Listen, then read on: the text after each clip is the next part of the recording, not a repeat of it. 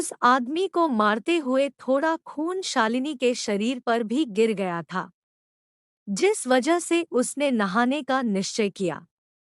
वही खून उसके पहने हुए कपड़ों पर भी लग गया था। मैं नहा लूंगी और इन खून लगे कपड़ों को भी वहीं धो डालती हूँ, जिससे कि कोई सबूत इस जगह पर बाकी ना रहे। वैसे तो कितनी भी कोशिश कर लो शायद कुछ छूट ही गया हो, पर फिर भी मैं अपनी कोशिश पूरी करूंगी। शालिनी ने सोचा। उसका दिमाग इस समय बड़ी तेजी से काम कर रहा था। वह पहने हुए कपड़ों के साथ बाथरूम में घुसी। उसने कपड़े उतारे, पहले खुद को रगड़ रगड़ कर साबुन से अच्छी तरह से साफ किया, फिर शावर चलाकर उसके नीचे खड़ी हो गई। कुछ देर बाद उसने उन कपड़ों को भी धोया और वहीं बाथरूम में लगी खूंटी पर टांग दिया। वह बाहर निकली, उसमें कुछ भी नहीं पहना था। लाइट की रोशनी में उसका शरीर शीशे की तरह चमक रहा था। अब दूसरे कपड़े निकालकर पहन लेती हूँ, कुछ पैसों की भी तलाश करनी होगी। वरना यहाँ से निकलकर काफी दूर वापस जाना है, पैदल जाने कहाँ तक जा पाऊंगी। घर वापस क्या जाना, भाग रजनी। उल्टी दिशा में ही निकल लूँ तो ज्यादा अच्छा रहेगा। ऐसा सोचकर उसने खुली हुई अलमारी से दूसरे जोड़े कपड़े निकाले और उन्हें पहनने लगी।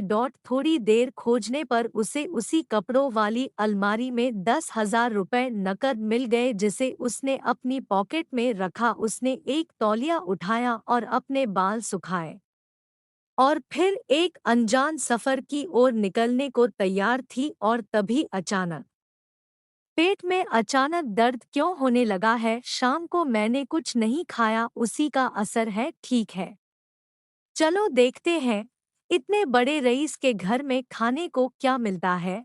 ऐसा सोचकर वह अलग अलग कमरों की तलाशी लेने लगी, जिससे उसे रसोई या कोई ऐसी जगह मिल सके जहां से कुछ खाने को मिल जाए।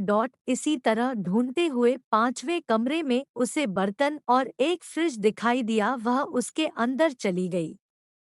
कैसरोल में कुछ पराठे रखे थे। गैस पर कढ़ाई में पनीर की सब्जी रखी थी।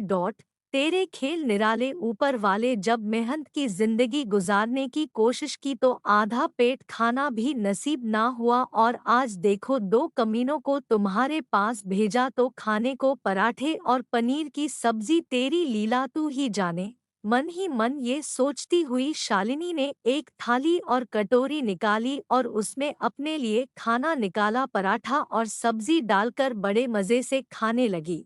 भगवान ऐसे कुछ बंदे रोज भेज दिया करो, मैं आपकी धरती का बोझ कम करती रहूं। आप मुझे हरे हरे नोट और स्वादिष्ट खाना देते रहो, या शायद मैंने अभी कुछ ज्यादा ही मांग लिया। शायद बिना ऊपर भेजे यह सब मिल जाए तो ज्यादा बेहतर हो। खैर, मैं भी जाने क्या क्या सोचती जा रही हूँ। अभी भगवान के दिए प्रसाद को भरपेट खाया जाए, फिर यहाँ से निकलने की तैयारी की जाए और जहाँ से आई थी उससे उल्टी तरफ को बढ़ा जाए।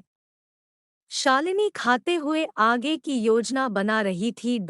उसने भरपेट खाया, बर्तन मांजे, उसके बाद कपड़े से उन पर अपनी उंगलियों के निशान साफ किए, बर्तनों को वापस उनकी जगह पर रखा। मैं क्या भूल रही हूँ, मैं क्या भूल रही हूँ, कुछ तो छूट गया है। अरे हाँ, याद आया, चाकू तो उस कमरे में ही रह गया, उससे भी साथ लेकर जाना था। रसोई से निकलते हुए उसे अपनी सबसे बड़ी भूल याद आ गई। वापस उस कमरे में पहुंची, उसने वहां पड़ा हुआ चाकू उठाया, कमरे के सारे सामान पर एक भरपूर निगाह डाली। इस बार उसे कोई नई चीज याद नहीं आई, तो उस कमरे से निकलकर वापस किचन में चली गई। किचन में जाकर उसने उस सिंक में चाकू को बर्तन मांजने के साबुन से अच्छी तरह से धोया, फिर उसे अपने कपड़ों में छुपाया और निकल पड़ी। अंधेरे में वह मुख्य सड़क की तलाश में चलती चली जा रही थी, और उसने सड़क का रास्ता ना अपनाकर सड़क से थोड़ी दूर हटकर चलना ठीक समझा। इस तरह चलते हुए उसे कोई आधा घंटा बीत चुका था। दूर उसे हाईवे पर लाइटें जगमगाती और गाड़ियां तेजी से भागती हुई दिखी।